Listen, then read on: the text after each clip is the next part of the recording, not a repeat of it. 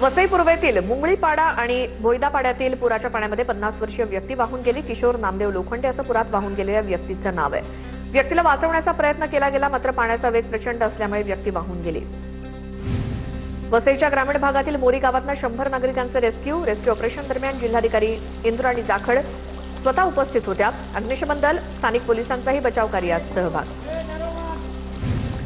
वसई विरार महापालिकेचे महापौर आजीव पाटलांनी मुंबई अहमदाबाद महामार्गावरती पाहणी केली। महामार्गालगतच्या रस्त्यावरती संपूर्ण पाणी, वाहनांचा संथ गतीनं प्रवास। मुंबईच्या दहिसर नदीत पडलेल्या व्यक्तीला स्थानिकांनी वाचवलं। दोरखंडाच्या मदतीनं नदीत पडलेल्या व्यक्तीला स्थानिकांनी वाचवलं। रायगड जिल्ह्यात मुसळधार पावसाचा कहर, उरण तालुक्याला पावसानं झोडपलं। उरण शहरातील रस्त्यांना नदीचं स्वरूप। रायगड जिल्ह्यातील पाताळगंगा, अंबा आणि कुंडलिका या नद्यांनी इशारा पातळी ओलांडली। नदीकाठच्या नागरिकांना सतर्क राहण्याचं प्रशासनाकडून आवाहन। कोल्हापुरात पंचगंगा नदीवरील 20 बंधारे पाण्याखाली। कोल्हापूर शहरासह धरण क्षेत्रामध्ये मोठ्या प्रमाणात पाऊस। पंचगंगा नदी पात्रातील सर्व मंदिरं पाण्याखाली। संभाव्य पुराच्या अनुषंगानं कोल्हापुरात एनडीआरएफचं पथक सतर्क। बाजार भोगाव या ठिकाणी बोटीची चाचणी। पूर परिस्थिती निर्माण झाली तर बचाव कार्य कसं करायचं याबाबत प्रशिक्षण। दुथडी भरून वाहणाऱ्या वालधुन नदीत चिमुकल्यांची स्टंटबाजी। जीव धोक्यात घालून चिमुरड्यांचा नदीमध्ये उड्या। पालिकेकडून नदी परिसरात कुठली उपाययोजना नाही। दुर्घटना घडल्यास जबाबदार कोण, नागरिकांचा सवाल। बदलापुरातील सुप्रसिद्ध कोंडेश्वर धबधबा प्रवाहित।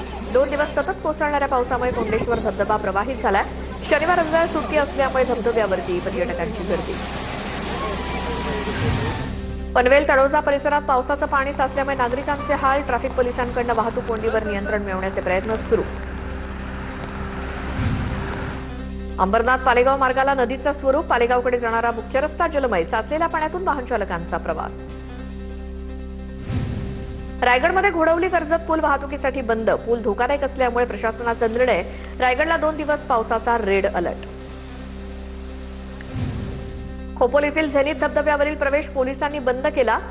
प्रवेश बंद केल्यामुळे पर्यटकांचा हिरमोड। पोलिसांनी सुरक्षेच्या कारणास्तव झेनिथ धबधब्यावरचा प्रवेश बंद केला। नालासोपारा पश्चिमेकडील बस डेपो परिसरात पाणी साचलं। गुडघाभर पाण्यातून नागरिकांना वाट काढत जावं लागतंय। अनेक दुचाकी वाहनं पाण्यात बंद पडली। कोल्हापूरच्या गडहिंग्लज चंदगड मार्गावरील हिरण्यकेशी नदीवर बांधण्यात आलेल्या पर्यायी पूल वाहून गेला। नदीला आलेल्या पुरामुळे पूल वाहून गेला असून पर्यायी पुलावरची वाहतूक बंद। पुणे बेंगळुरू राष्ट्रीय महामार्गावर कोल्हापूर जवळ वाहतूक संथ गतीनं। शिरोली फाट्यापासून वाहनांच्या 8 ते 10 किलोमीटरपर्यंत वाहनांच्या रांगा। मुसळधार पावसाचा वाहतुकीला फटका। गडचिरोलीतील चिचडोह बॅरेजचे दरवाजे उघडण्याच्या प्रशासनाला सूचना। गोसीखुर्द धरणातून वैनगंगा नदीत 160 क्युसेक पाण्याचा विसर्ग सुरू। आज रात्री पुन्हा 2,500 क्युसेक पाणी सोडण्यात येणार। अमरावतीत जिल्हा रुग्णालयातील एका वॉर्डमधील सिलिंगचा काही भाग कोसळला। रुग्ण नसल्यामुळे जीवितहानी टळली। जिल्हा सामान्य रुग्णालयातील रुग्णांच्या सुरक्षेचा प्रश्न मात्र ऐरणीवर। पालघरमध्ये मुसळधार पावसामुळे रस्ते पाण्याखाली। अनेक गावांचा संपर्क तुटला। पालघर, बोईसर आणि डहाणू तालुक्यांमध्ये अनेक घरात पाणी। वसई परिसरातील गोलानी नाका इथे एक गाय नाल्यात वाहून गेली। वसईमध्ये अजूनही मुसळधार पाऊस बरसतोय। नदी नाल्यांना पूर आलाय। भिवंडी शहराच्या सीमेवरून वाहणारी कामवारी नदीची पाणी पातळी वाढली। नदीचं पाणी पात्राबाहेर। एका झोपडपट्टी, संगमपाडा, म्हाडा कॉलनी परिसरात पाणी साचायला सुरुवात। पुण्यातील वाकडेवाडी परिसरात पावसामुळे रस्त्यावर झाड कोसळलं। वाहतूक ठप्प। अग्निशमन दलाच्या जवानांनी झाड बाजूला करून रस्ता वाहतुकीसाठी पुन्हा खुला केला। नाशिक सातपूरच्या कार्बन नाका परिसरात रस्ता खचला। 10 ते 15 फूट खोल खड्डा पडला। अचानक रस्ता खचल्यानं काही वाहनं खड्ड्यात अडकली। अग्निशमन दलानं वाहनं सुरक्षित बाहेर काढली। रत्नागिरीच्या खेडखोपी धामणन मार्गावर मोठी दरड कोसळली। कसई शिंदेवाडीकडे जाणारा मार्ग ढिगाऱ्याखाली। खेडखोपी धामणन मार्गावरची कसई शिंदेवाडी परिसरात दरड कोसळली। महाबळेश्वर जवळच्या नावली गावात मुसळधार पावसामुळे जमीन खचली। गावातील शेतजमिनी, रस्ते आणि घरांना मोठे तडे। सततच्या पावसामुळे गावच्या पाण्याच्या टाकीला मोठा धोका निर्माण झाला असून परिसरात भीतीचं वातावरण।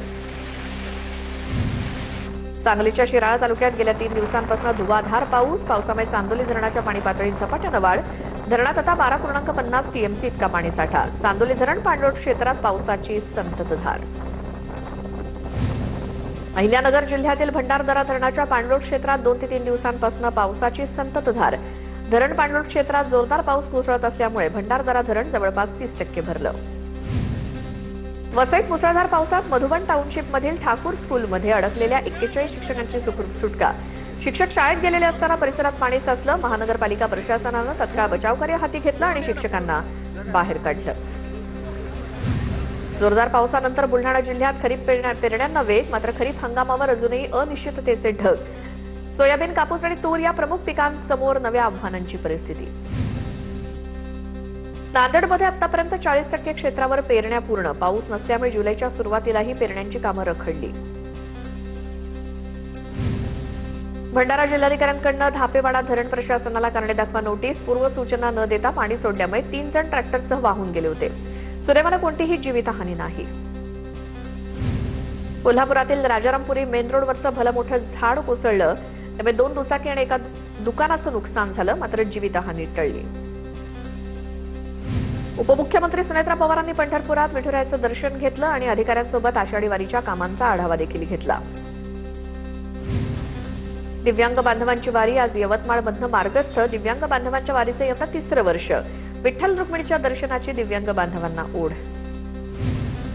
पंढरपूर मंदिरातील व्यंकटेश आणि महालक्ष्मी मंदिराचंही काम पूर्ण. मंदिरातील मूर्तींची प्राणप्रतिष्ठापना. उद्या दुपारपासून मंदिर दर्शनासाठी खुलं होणार. पंढरपुरात पालखी मार्गावर वाखरी इथे अतिक्रमण विभागाची धडक कारवाई. 50हून अधिक अनधिकृत बांधकामं जमीनदोस्त. 2 एकरांहून अधिक जागा झाली मोकळी. अमरावतीच्या अचलपूर नगर परिषदेच्या उपाध्यक्षा खुर्शिदा बानो यांचं नगरसेवक पद रद्द. त्यांना 3 अपत्य असल्याची तक्रार. माहिती दडवल्यामुळे जिल्हा दंडाधिकाऱ्यांचं पद रद्द करण्याचे आदेश. सोलापूरच्या करमाळा पंचायत समितीच्या मासिक बैठकीत अधिकाऱ्यांची दांडी. अनुपस्थित विभाग प्रमुखांना नोटीस. कारवाई करण्याचा इशारा. गडचिरोलीमध्ये विमानतळाच्या विरोधातील आंदोलन मागे. हिरापूरमधील गावकऱ्यांचं 5 दिवसांपासून आंदोलन सुरू होतं. राज्यस्तरावर समस्या सोडवण्याच्या आश्वासनानंतर निर्णय. भर पावसात पुणे विद्यापीठात विद्यार्थ्यांचं आंदोलन. वसतिगृहातून विद्यापीठ प्रशासनानं बाहेर काढल्यामुळे विद्यार्थ्यांचं आंदोलन. नीट, टीईटी, एमपीएससी परीक्षा जवळ आलेली असतानाच वसतिगृहातून बाहेर काढल्याचा विद्यार्थ्यांचा आरोप. सोलापूरच्या करमाळ्यातील भोंदूबाबा मनोहर भोसलेच्या अडचणीत वाढ. करमाळ्यात 6वा गुन्हा दाखल. प्रकरणाचा 5 अधिकाऱ्यांकडून एसआयटीकडून तपास सुरू.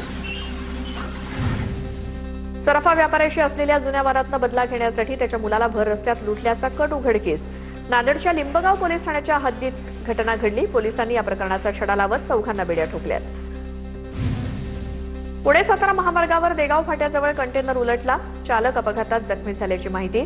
भरधाव कंटेनर साताऱ्याच्या दिशेने जात असताना घटना घडली. निसरड्या रस्त्यावर चालकाचं नियंत्रण सुटल्यामुळे अपघात झाला. बीड तालुक्यातील कपिलधारवाडीचं पुनर्वसन होणार. गेल्या वर्षी झालेल्या अतिवृष्टीत डोंगर खचला होता आणि TV9 मराठीनं सातत्यानं बातम्या दाखवल्या होत्या. भंडाऱ्यात एसटीच्या नादुरुस्त बसमुळे प्रवाशांची भर पावसात तारांबळ. भंडाऱ्याच्या जिल्हा परिषद चौकात घटना घडली. बस नागपूरच्या रामटेककडे निघाली होती. रस्त्यात असताना बस नादुरुस्त झाली. बीडच्या केज नगरपंचायतीमध्ये 5 कोटी 86 लाखांचा घरकुल घोटाळा. मुख्याधिकाऱ्यांचा 6 जणांवरती गुन्हा दाखल. मात्र 3 महिन्यांनंतरही आरोपी अजूनही फरार. पोलिसांच्या कार्यपद्धतीवर प्रश्नचिन्ह उपस्थित. अंबरनाथमध्ये मिनरल वॉटर बनवणाऱ्या कंपन्या टँकरचं पाणी वापरत असल्याचं वास्तव समोर. टँकरचं पाणी वापरतानाचे व्हिडिओ समोर. एफडी आयुक्त तुकाराम मुंढेंनी लक्ष देण्याची मागणी.